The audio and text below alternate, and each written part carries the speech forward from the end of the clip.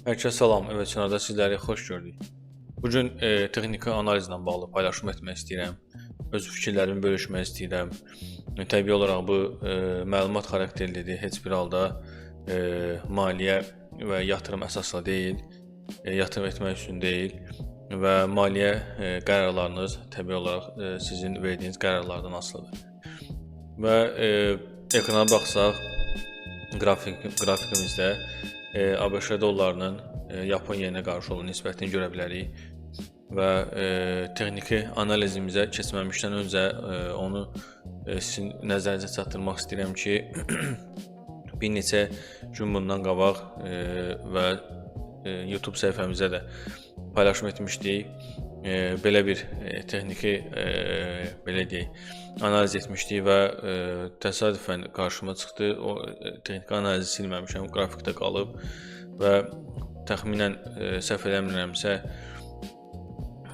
bu civarlardaydı qiymət və biz analiz edəndən sonra qiymət düşüb 153-300 civarlarına, hansı ki biz bu səviyyələri belə deyə gözləntimiz idi.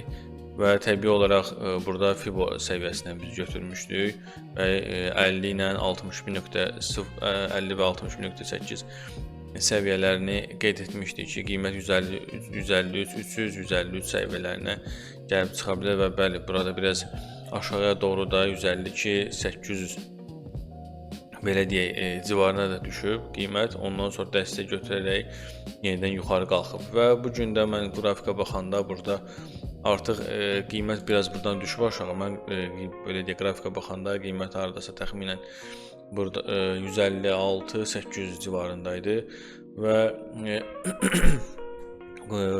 texniki analiz, daha doğrusu qrafikə baxanda Fibo səviyyəsindən üzr istəyirəm, Fibo səviyyəsindən səviyyələrini nəzərə salsaq, görərik ki, qiymət belə deyək, 0.50 səviyyəsindən, Fibonun 50 səviyyəsindən təxminən bir dəqiqə bağlayım. Təxminən 157 səviyyəsindən dəstək götürərək aşağıya doğru belə deyək, istiqamətlənməyə başlayıb. Və buranı, bu hissəni belə deyək, çərçivəyə alsaq və qiymətin hara qədər getmə ehtimalının olacağını nəzərə alsaq, yenə də Fibo səviyyəsindən, Fibonacci-dən istifadə etsək, görə bilərik ki, qiymət təxminən bu 161 nöqtə səviyyəsinə qədər 155.282 səviyyəsinə qədər düşmə ehtimalı var. Təbii olaraq bu da ehtimal nəzəriyyəsindən söykənir. Buradan qiymət dəstək alıb qalxma ehtimalı da var, amma belə deyək, 70% qiymətin 80% qiymətin aşağıya doğru istiqamətlənməsi mümkündür. Və daha geniş belə deyək, texniki analizə baxsaq, burada trend xəttləri ilə biraz M30 və yaxud M15 qrafik deməli time frame ilə düşsək aşağıya doğru və buradan belə deyək, trend xəttini çəksək, trend xəttlərinin ümumiyyətlə çəkilmə özəlliyi traderdən traderə fərqlidir. Hər bir traderin özünün belə deyək, trend xəttləri çəkmə üsulu var. Bəzi traderlərin misal olaraq şamlardan əlavə də burada belə deyək, xətti qrafikdə keçsək, xətti qrafiklə bağlı da bir dəqiqə, xətti qrafiklə bağlı da xətti qrafikə, daha doğrusu əsasən çəkilən belə deyək, trend xəttləri də var və bu trend xətti hardasa şam qrafikinə əsasən biraz daha yuxarıdandır. Təbii olaraq görsəz, buradan belə deyək, trend xəttini qırıb, trend xəttini qırandan sonra burada yenə də Fibo səviyyəsinə baxsaq, çox güman 0.50 səviyyəsi ya da 60.8 səviyyəsindən və 50 səviyyəsindən yenidən dəstək götürərək, bu səviyyədən dəstək götürərək yenidən aşağıya doğru istiqamətlənib. Və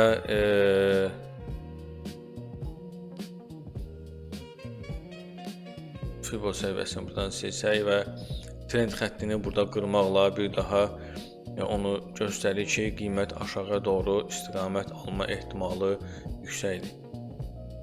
Və mən ən çox istifadə elədiyim, belə deyək, bu xəttləri görürsünüz burada. Bu alligator indikatorudur və mənim belə deyək ən çox istifadə elədiyim indikatorlardan biridir. Alligator indikatorunun altında qiymət formalaşanda çox ehtimal ki, aşağı doğru düşmə ehtimalını yüksək qiymətləndirirəm mən. Və təbii olaraq yenə də təkrarladığım kimi bu belə deyək, sadəcə olaraq məlumat xarakterli mövzudur və belə deyək, əgər bazara daxil olub bazara daxil olub əməliyyat açmaq istəyirsinizsə, artıq bu sizin özünüzün məsuliyyətinizdir. Və bundan əlavə də bir qrafikə baxanda bir belə deyək formasyon mənim nəzərimə çatdı. O da harmonik patternlarına bağlı olan formasyondur. Təəssüf olaraq burada bizdə MT5-dir, MetaTrader 5-dir və orada biraz funksional deyil. Qrafiklər, daha doğrusu harmonik patternları çəkmək Trading View-da daha rahatdır. Sadəcə mən MetaTrader 5-ə öyrəşmişəm deyənə, belə deyim, MetaTrader 5-dən daha çox istifadə edirəm. Və ona baxmayaraq yenə də mən burada işarə eləmək istəyirəm ki, deməli burada bir dəqiqə bunu mən biraz daha da qalınlaşdırım və rəngini də bir dəqiqə dəyişim. Bir saniyə. Rəngini elə bir rəng seçək ki, qırmızıdan fərqlənsin və nəzərə bəncə daha yaxşıdır. Və burada görsənən model əslində harmonik pattern modellərinə baxmaq lazımdır və həmin harmonik patternların belə deyək formalaşmağı da Fibo səviyyələrinə uyğun olaraq formalaşırlar. Və belə bir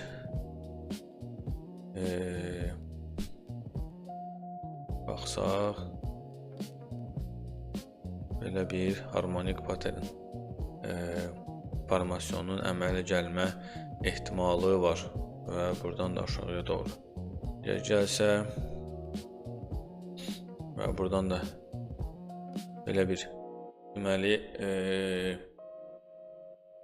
formasyon ortaya çıxır. Nəzərə alsaq ki, burada harmonik patternlarında butterfly var, crab var və digər harmonik patternlər var və biraz belə deyək, daha dərinə geçsək, M5 qrafikinə geçsək, üzr istəyirəm.